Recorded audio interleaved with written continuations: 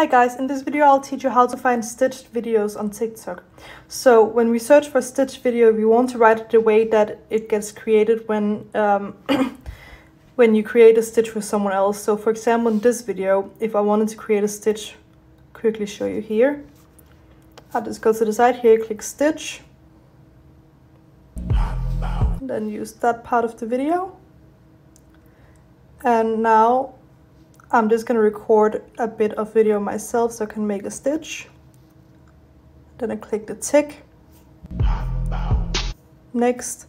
And now you can see TikTok automatically writes stitch with and then the username.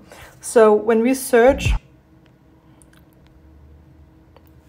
when we go up and search in the search bar here, we click, we write hashtag stitch with, and then we write at, and then we write the username of the person we want to see the stitches that's been made with.